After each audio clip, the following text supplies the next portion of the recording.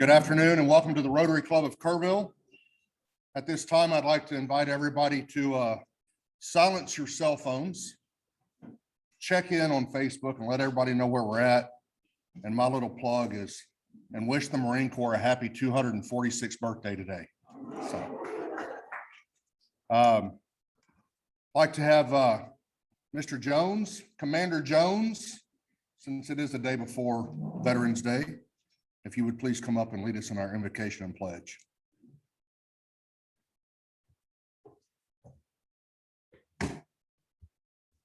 Good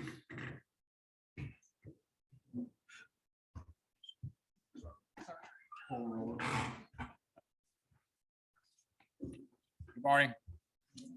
Bow your heads, please. Thank you, Lord, for all our blessings, especially for our wonderful community, our friendships and fellowship. Please place a special blessing on all our servicemen and women all across the world who are doing their duty. Thank you and bless all our veterans who have served and given of their time and effort to protect our nation.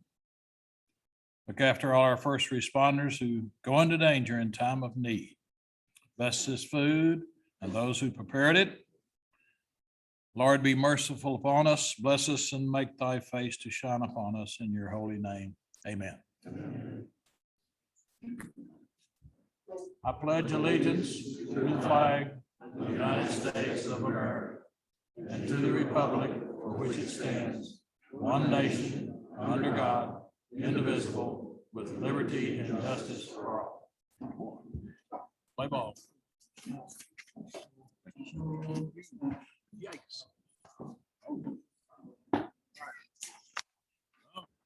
Through the track, please. Yes, sir.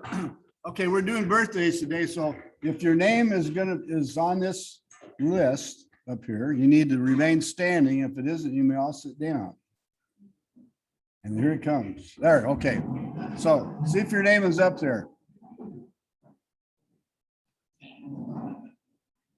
We got what? We got a couple. All right. So happy birthday.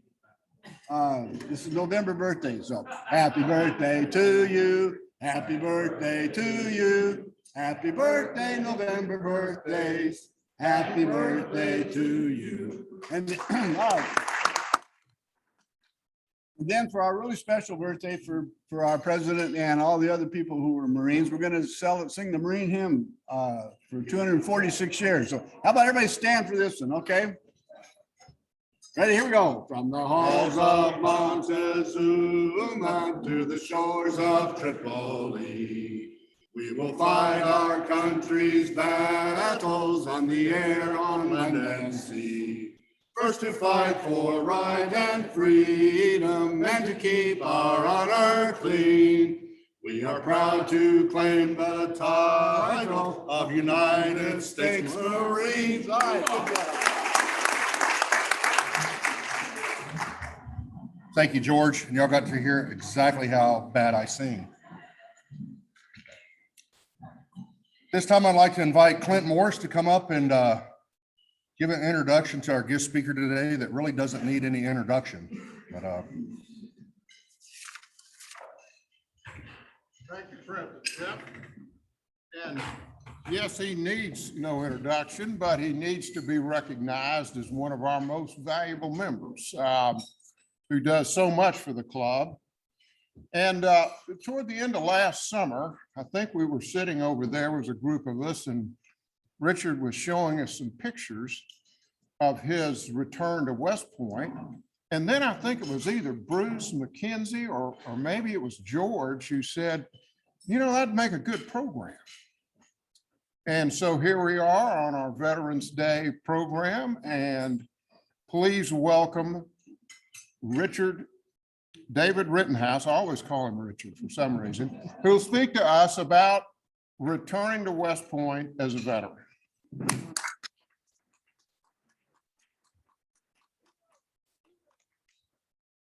Started with that, you're stuck, I think. Okay, so I grew up in a town where my dad was John and my grandfather was a John, so everybody called me John. So I'm used to being called the wrong thing. So Had an opportunity last year. Let's see, we need to bring up the shared screen there. All right, it's the right thing up there and everything. So I had an opportunity last year to, or not actually, last year was in August. It seems like it's been a long time now, but in August to attend something that was just really a fantastic experience. Believe it or not, it's been 50 years since I first went to West Point. Totally believe. I am shattered that people believe that. You would probably think it's only been like maybe 7 years, but it's actually been 50 years since I went to West Point. So what they did was they invited the class from 50 years ago, that started 50 years ago, to come and do the march back from summer camp with the new cadets this summer at West Point. And let me tell you, this was just a fantastic experience. I just gushed about it for, I think, weeks, and I'm going to continue to today. So just really great. So let's see if this clicker will work. It was working earlier and now it does not want to, but I have an auxiliary clicker.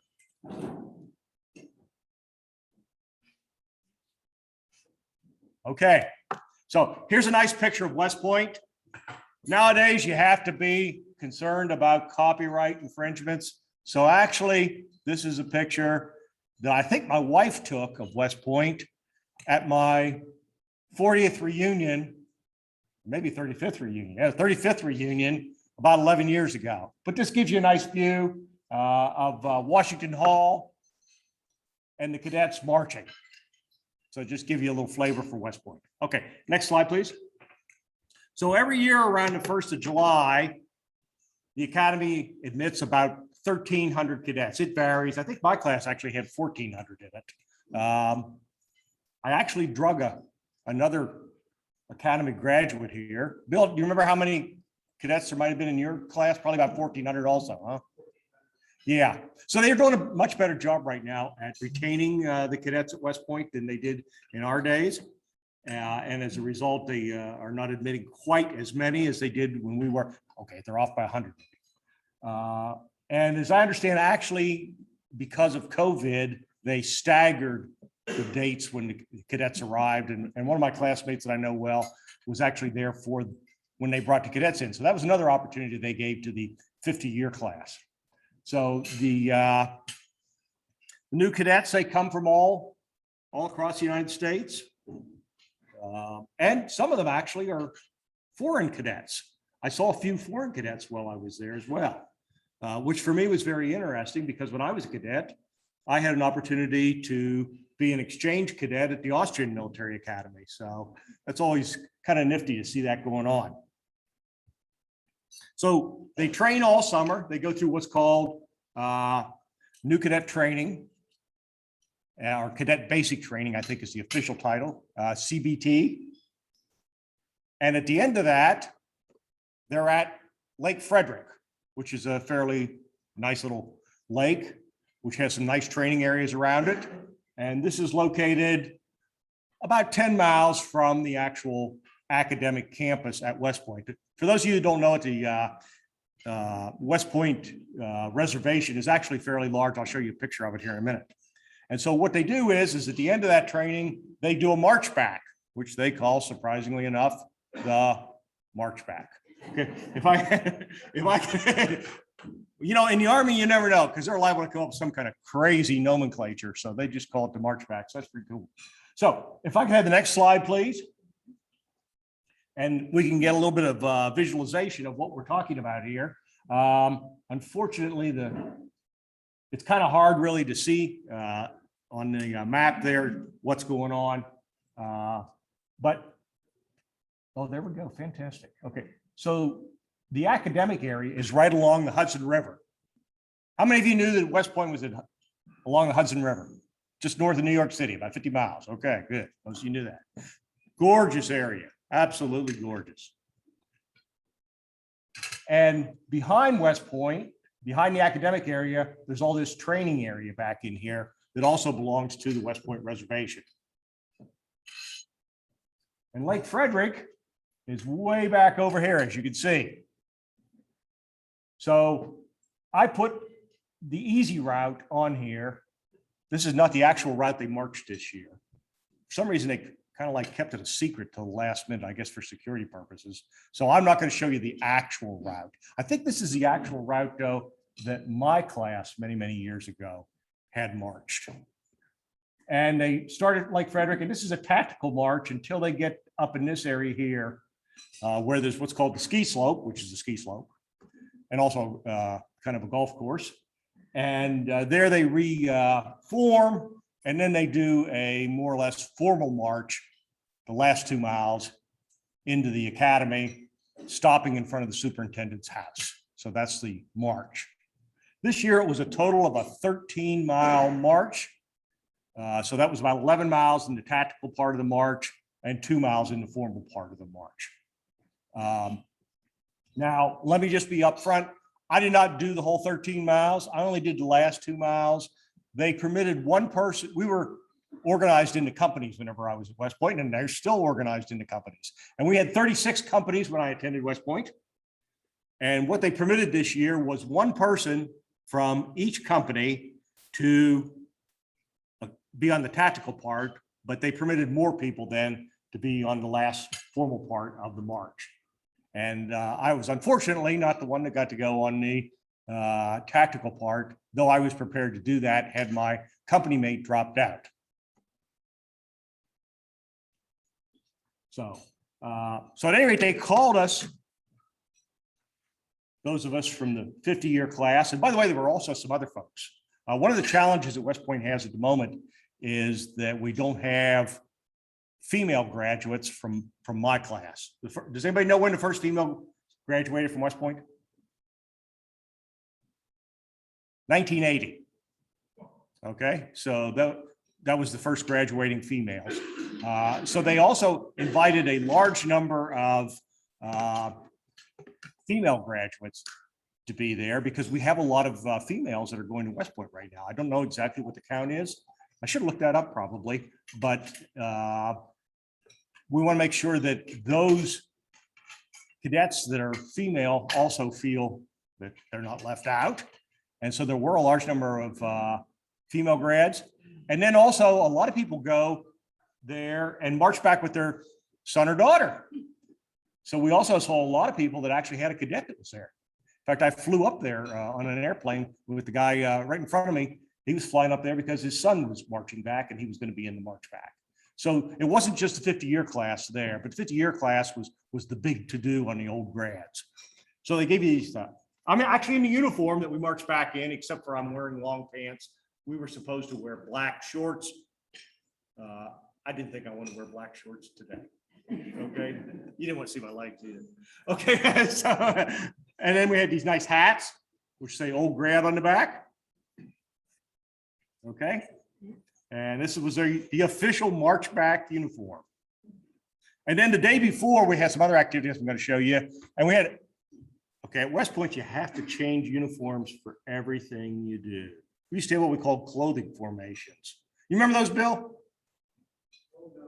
No, well, Bill wasn't in first regiment like I was, which was the tough regiment. So, at any rate, you had to change uniform all the time. So it was amazing. While we were there, they had us changing uniform all the time. So the day before, the official uniform was this T-shirt that I have right here, which says on it, old grad, just to make sure nobody thought that you weren't an old grad. Okay. Okay. Now, as I said, I did this myself 50 years ago as a cadet. If I could have the next picture, please. And here is the alleged evidence. This is my class marching back from Lake Frederick in 1971. You notice anything about that picture? It's raining cats and dogs. Our class was actually kind of famous. It's plebe year for rain. When we got sworn in, there wasn't a cloud in the sky.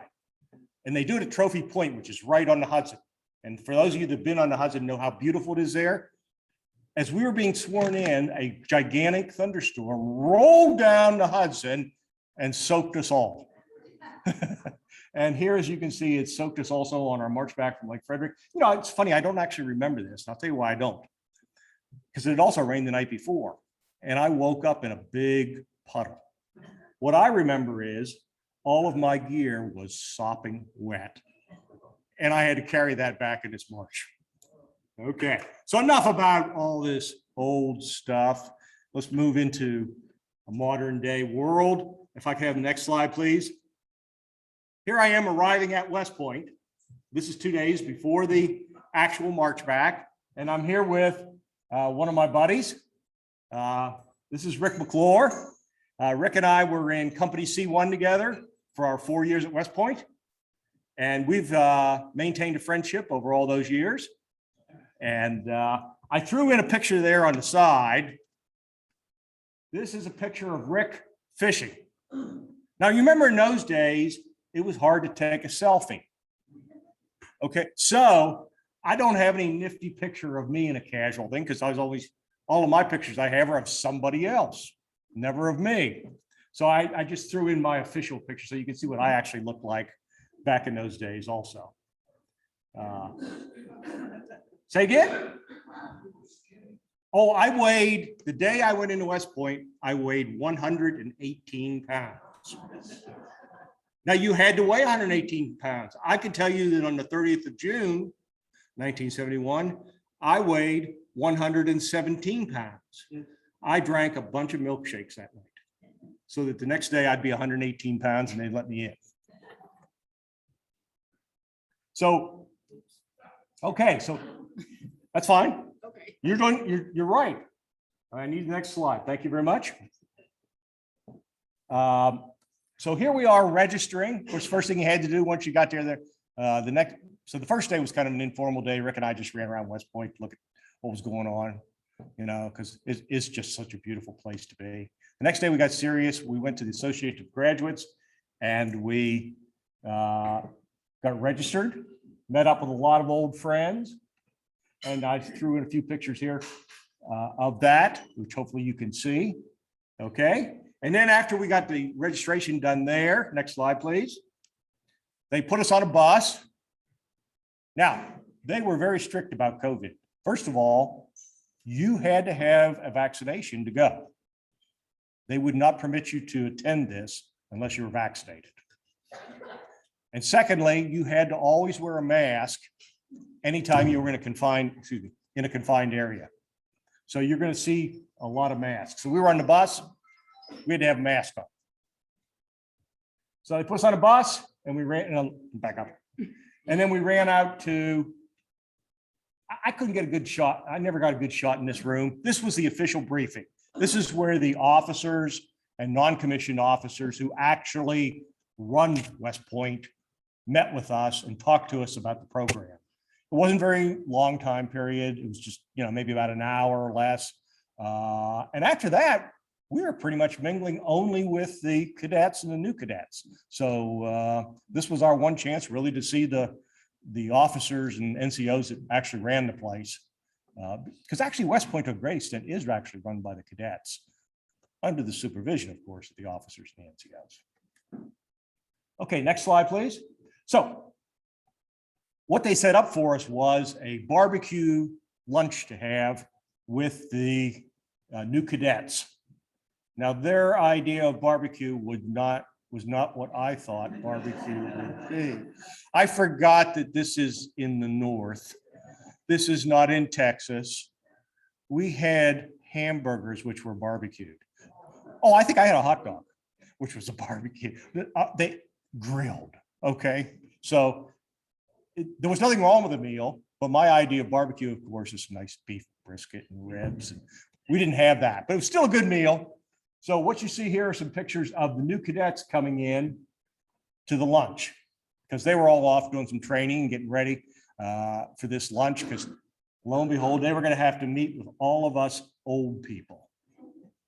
So it's like I told Rick, this would have been like we were meeting with graduates from the class of 1925. Now, those were some old people, but we weren't. Right, Bill? Okay, next slide, please. Okay, so this is the cadet company that we did a lot of work with, Charlie Company. And here what you can do is see them forming up to get ready to march to the award ceremony. I think we missed a slide. I'll come back up. Yeah.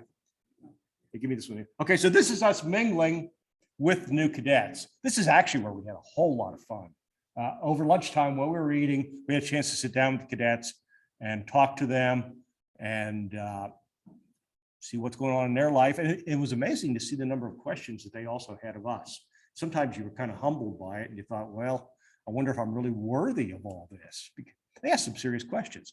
One of the questions though, that I can remember that they asked point blank of Rick and me is, have you guys helped each other in your subsequent military career?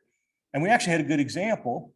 I once took over a firing battery in the artillery, and I needed a new XO.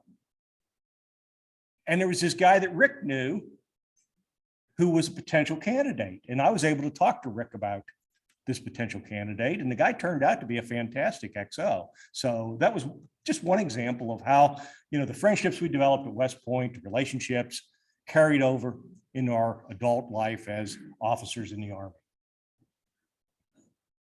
So I don't think you can fully appreciate those pictures. They were really neat. I have a million of these pictures. I thought about showing you more, but I think you'd probably be bored after a while. Okay, next slide. Okay, there's the cadet. We already saw that one. Next one. Okay, so this is the area where we were going to sit for the award ceremony. You can kind of see all the old grads. The old grads are the guys in the white in this shirt. That was the uniform at that time. Okay. And then you can see all the new cadets and the cadets that were the cadet staff. The first classman, you all know what a first classman is at West Point? So at West Point, first classmen are the seniors. Fourth classmen are the freshmen. And of course, second classmen then are the juniors, and third classmen are the sophomores. That's how I don't know why. That's for some reason the terminology was developed somewhere along the way. Okay. But this is pretty cool, being around all these cadets. Okay, okay. Here's some pictures of the new cadet award ceremony. This was a big deal for the cadets, and generally a lot of the awards were given out to, Charlie Company, Alpha Company, Hotel Company, you name it. And of course, they would get really excited that they had been able to place during their summer training and win that particular award. There were a multiple number of awards. I think there might have been a couple of individual awards, but a lot of it was really oriented on team awards for companies. Okay, next slide, please. Okay, so they organized us. As I told you, we did have a number of female old grads there. They probably don't like that term. I don't know. You should never call a woman old, right? So, but at any rate, so here's Rick with our platoon leader. They assigned platoon leaders to be in charge of the old grads, which must have been like herding cats. I can't imagine it. This could not have possibly been a satisfying job to have. Okay, but at any rate, here's Rick standing with our platoon leader. And I'm sorry, I forget her name. Now, I don't know if you can quite make it out or not, but if you look here at her finger, you'll see some duct tape. It had rained ever so slightly because, of course, our class was there. It had to rain before the march started. And one of the things that the old grads had a tendency to do was to try to encourage the cadets. And notice they're not carrying a backpack, or they're carrying little tiny backpacks, a little tiny bit of water, okay? But the cadets are carrying heavy backpacks. So the old grads had a tendency to want to encourage them. So they'd run up and down the line, encouraging the cadets who were having trouble with their 50-pound backpack. So she slipped and fell, and she broke her little finger. And Rick patched her up with some duct tape. So you know the importance of duct tape. So, okay. Yeah, you can see it there. Okay, this is a picture of the new cadets resting on the tactical part of the march. You can get a good idea of what, one of the things that amazes me is to look at their equipment. Their equipment is so much better than the equipment we had. I think we were still wearing the equipment that they issued in World War II. So these people had proper backpacks to put their gear in. And we used to have these like little fanny packs. And then we had what was called an H harness. You remember that H harness, Bill?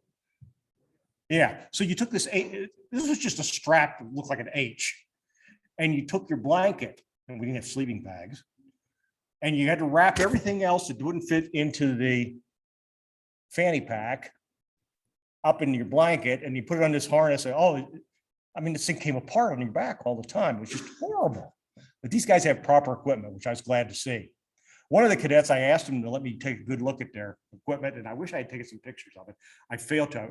He showed me all of his equipment in great detail. He went through his backpack with me, and he showed me his knee pads and shoulder pads that had been issued.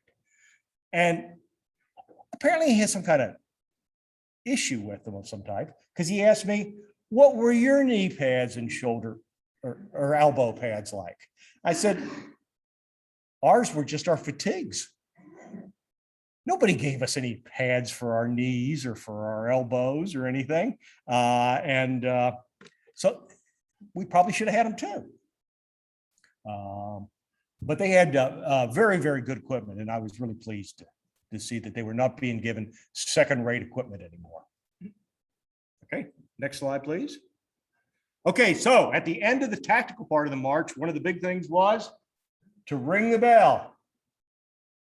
And here you can see that every cadet that went by, every new cadet that went by, wanted to ring the bell. So that's what they did.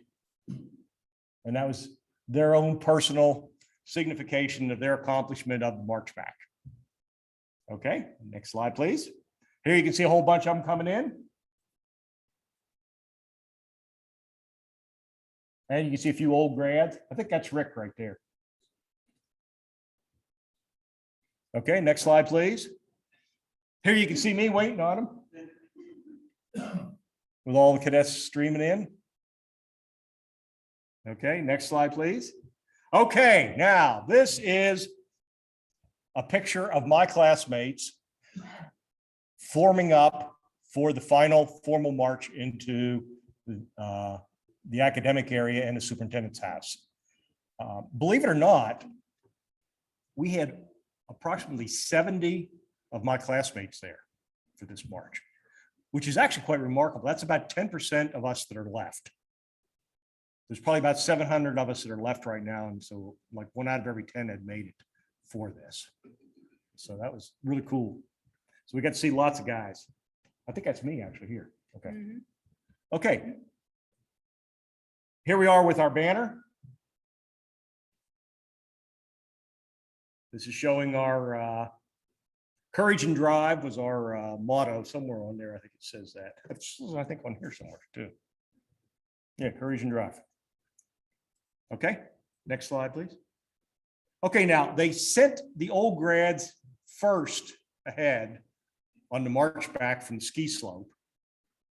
And we paused as soon as we got on to the proper part of the West Point United States Military Academy installation. So this is actually the gate coming in, one of the gates coming in. And we stopped and we waited while the new cadet companies marched by, kind of passed in review in front of us. Next slide, please. And believe it or not, we actually made it to the end. Here's Rick and myself in front of the superintendent's house.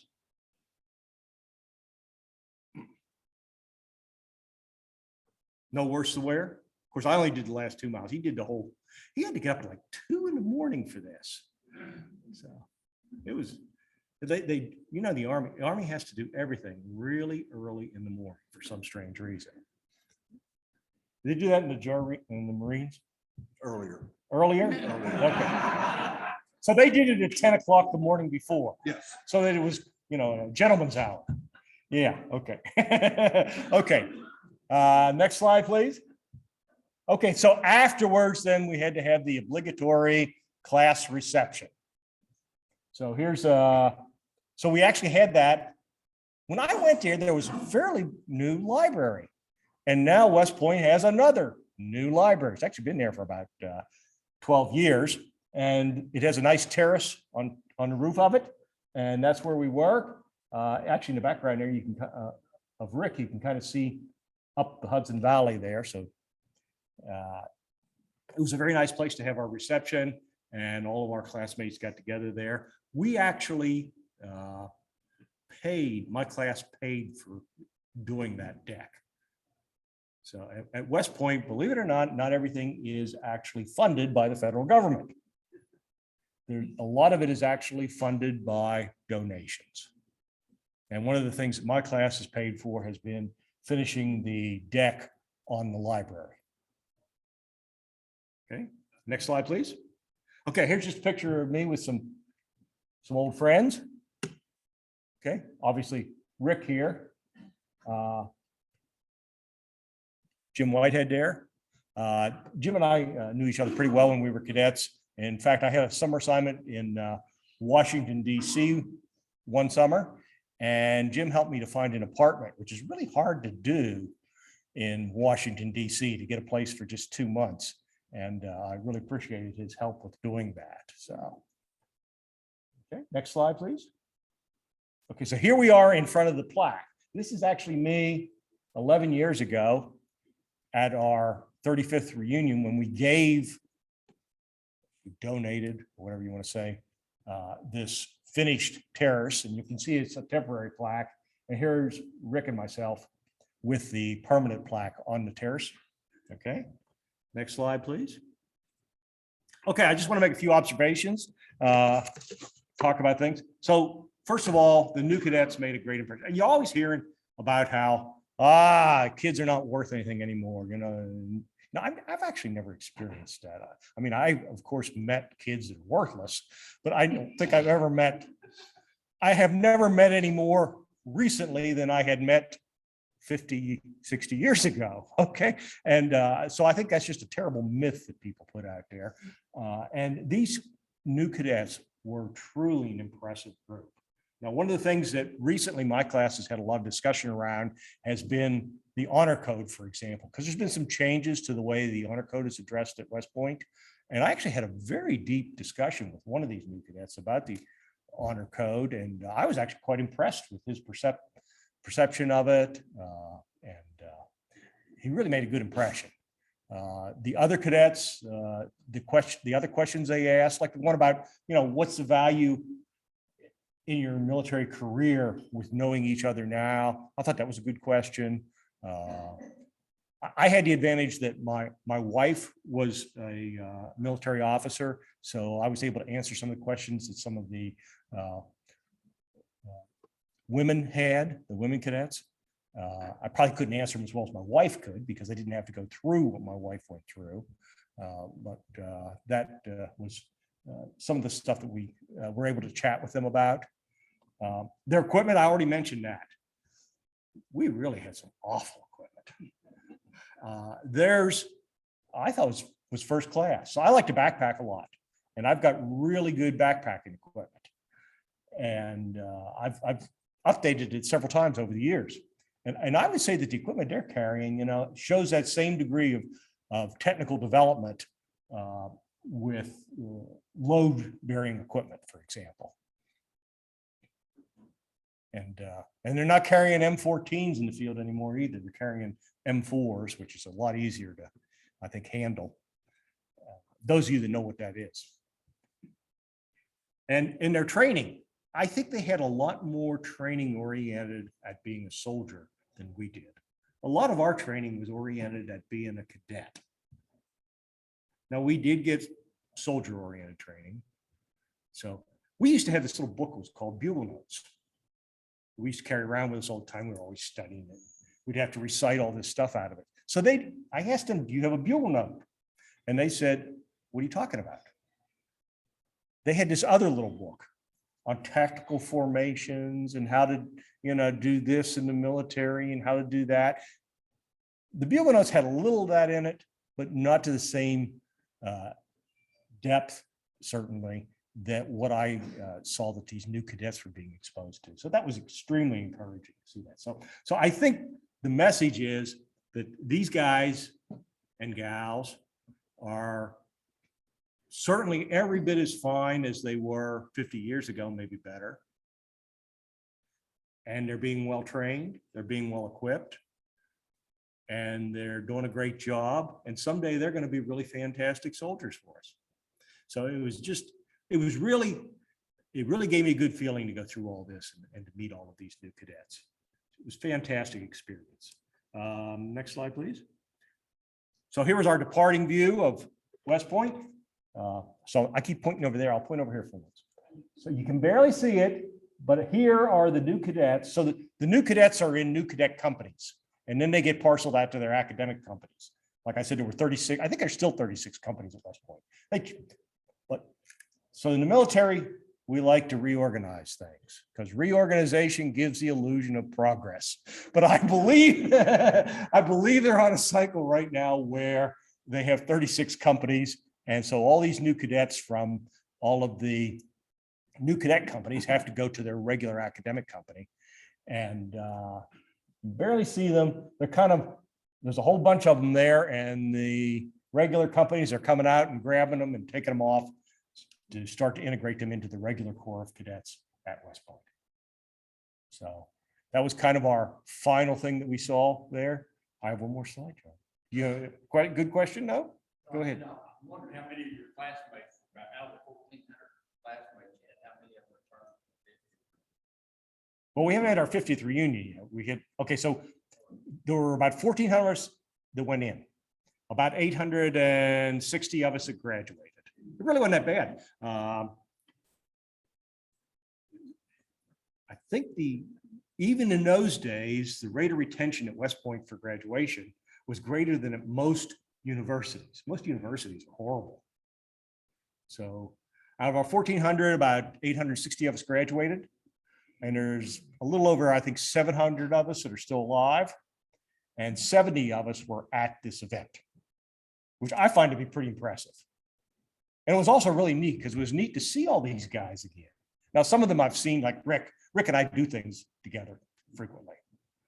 But some of them I hadn't seen in quite some time. So it was just a fantastic experience. Now, what's tomorrow?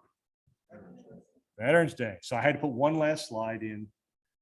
So Rotarians salute Veterans Day. And here I am with my favorite veteran. That's my wife. I'm promoting her to first lieutenant. I also have a picture of her promoting me, but it's not as good a picture. So, okay, so that's what I wanted to share today. Questions? She's not West Point. No, like the first females to graduate from West Point were in 1980. My wife went through what was called the College Junior Program, which was the primary way that women were commissioned at that point in time. Where'd she go to? She went to, Phone a friend, phone a friend. yeah, she went to Bellevue University, which was actually, they've changed their name. It was Bellevue College, but it's now Bellevue University in Offutt, Nebraska. Okay. What's enrollment?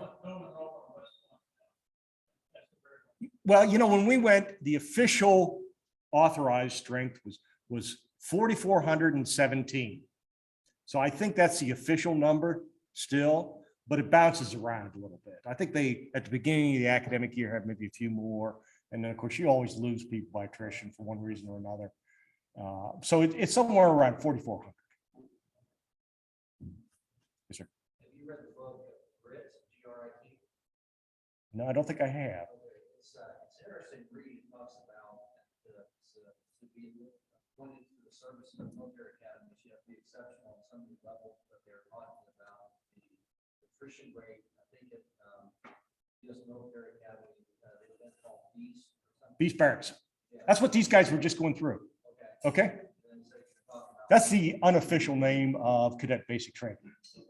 and talking about how they, you know, the most important thing is grit, just to make sure that Yeah. academics or athletics. So I started my application process at least a year and a half before I went. And I think it's still about the same formula. It takes about a year and a half to get into one of the service academies. Is that pretty much what you did, Bill? Or did you just show up and they said, boy, you. See, I told you I was going to make you a bad example. So.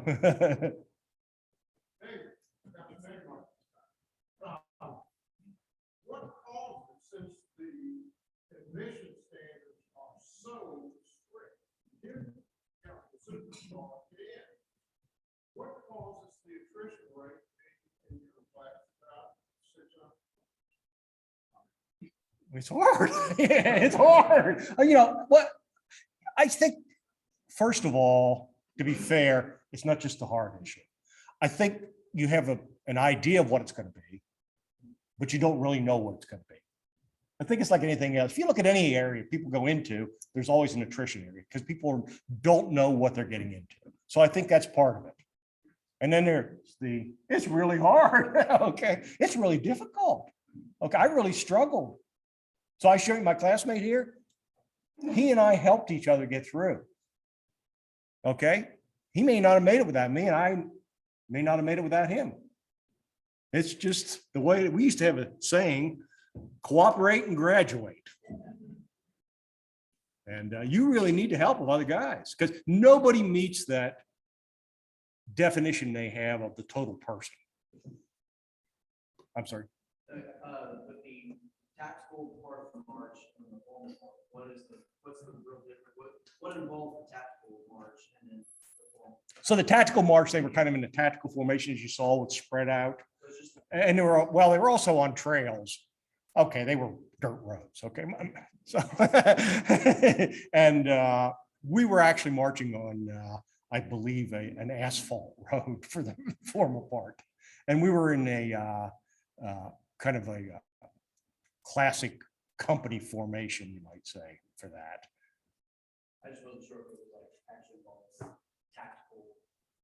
I don't think that they were. Obstacle course sort of a thing. No, that was, they had done that as part of their other training. This was more or less just to prove I can march 13 miles with a heavy pack and a weapon and make it to the end. David. Share your class standing and relate that to grades,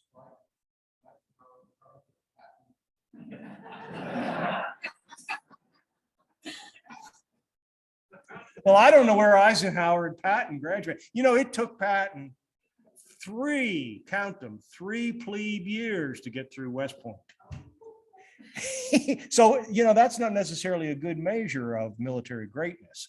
Patton went to VMI for a year, went through the plebe year there, which is probably worse than a plebe year at West Point. Then he went to West Point, went through his plebe year, and he flunked. I think he flunked out on math. So they put him through again for a 3rd plebe year. He didn't flunk again after that, I don't believe. So that just puts it in a little perspective. I believe that Eisenhower did fairly well with his standing while he was there. Yeah, so I was. So MacArthur, though, was #1 in his class. Okay. So I don't think that that's necessarily a good indicator of how you're going to actually be as an officer. So a lot of factors are going to subsequently play a role in that.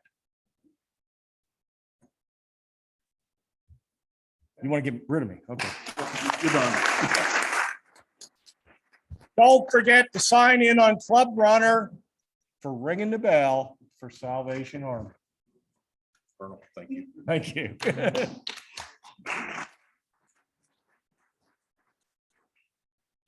Thank you, Dave, and thank you for doing that today. Today's always been a really fun day for me in Rotary, and if y'all would just keep Tom Terrell in your thoughts and prayers. Going through a little rough spot, and he was the one that always put this together, and That was always fun seeing the old World War II guys up here with us. A couple of announcements for Rotary. There's a survey on your table. The county is asking for direction from the citizens on how to spend $10.2 million. So you can say give it back or put it in Roy Boudreaux's bank account. But there's a web address on there. We're going to have a paid announcement. A couple of those here in a moment, and one of them wants to speak about that. I'm going to ask Marta Diffin to come up real quick, talk about the main event and introduce our guests. Thank you, Jeff. All right, so yeah, main event's coming February 5th. I am inviting some, maybe not all of you tonight to come out to the Trailhead Beer Garden on Schreiner University campus. Sit down, let's have a conversation about what the main event might look like. You know, we've had ideas for silent auction and live auction. We've had ideas for buffet food or food truck food or catered food, you know, sit down food. We've had ideas for casino night. We've had ideas for the raffle. The raffle is the key piece of this thing. And honestly, we're already, you know, late in the game. Our event date on February 5th, if we don't get our raffle tickets put together and start selling them before the end of the December timeframe, we are only going to have 4 weeks to sell tickets. So I'm really trying to get us ready to do the tickets. So one, thank you so much to Phyllis Ricks, who has already said she would do a $1,000 gift card to Ashley Home Store. Stephanie Scramita is already working with Jill Reno to get another piece of custom jewelry. Robin Myers has already said she's happy to help with silent auction. So I appreciate all the feedback and emails and comments from people that have already been part of this conversation. But tonight, 5:30, Trailhead Beer Garden. If you can, come out. Let's have a conversation about the event and see what we can do to really make it super successful. We do have a visiting Rotarian today. Paula Johansson is with us from Sonora Sunrise, California. She, They winter in Texas, so she will be with us for as long as they stay here. So glad to have you. Wonderful. Gina Daniels, you have a guest. Yes, the indicated announcement, if I could do it at the same time. You may do it at the same time. This is my friend, Elizabeth Reader. She's with, visiting from Florida. She's with Females for Warriors. We have about 20 vets today this side, and her organization rescues a dog, first of all, from Kerrville, struggling with PSC, traumatic brain injury, or military sexual trauma. So just open the facility in San Antonio. That's what it's visiting. So we see for one.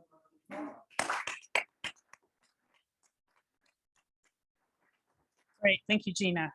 David Reese, you have a guest? I sure do. This is a student from Schreiner University. This is Keely Smith. She's an honor student at Schreiner. She's a 4.0 GPA. She's majoring in accounting and majoring in finance.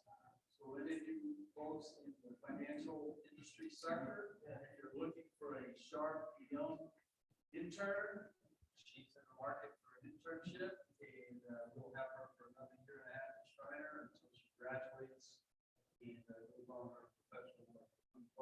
Great.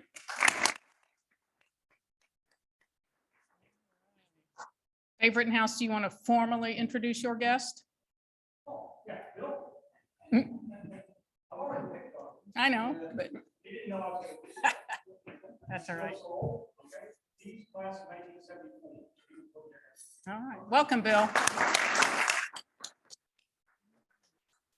Philip Stacy, you have a guest. Paul Martinez was picked up. He have application in. Good, good, very good.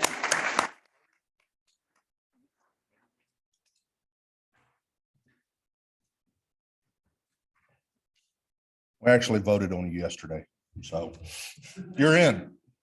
So there was some speculation, but you know, the sponsor was the one that was the real holdup on it, so it's kind of iffy.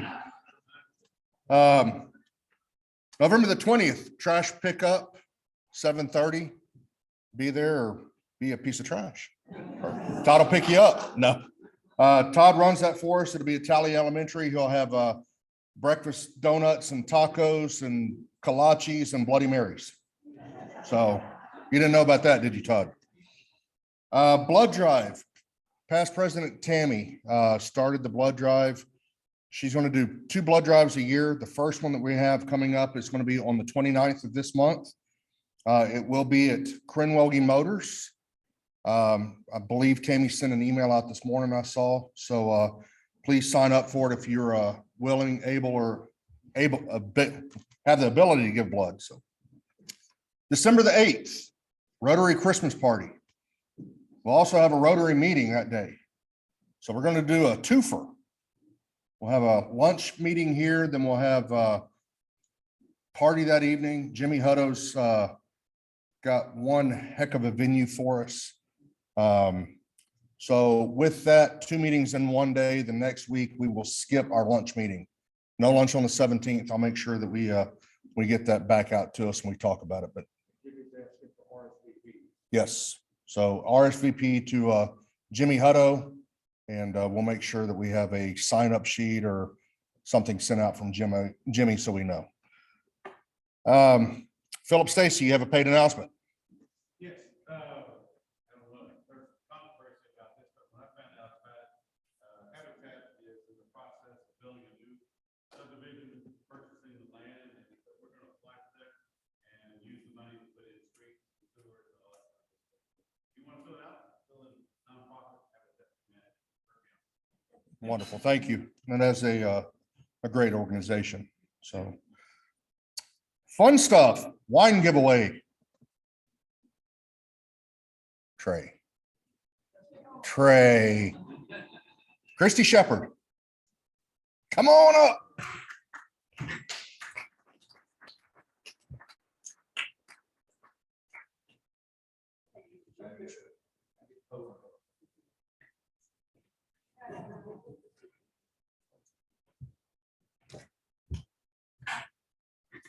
All right. Next week, we will have our program is going to be the Junior Livestock Show.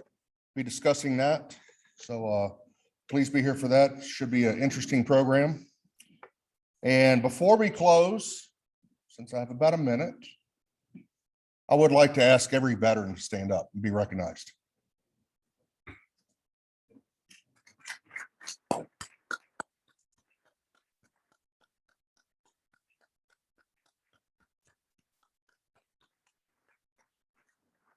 Thank you all for your service. It means a lot to everybody. Tomorrow morning at the courthouse, there will be a veterans ceremony starting at 09. We go back on the 9 a.m.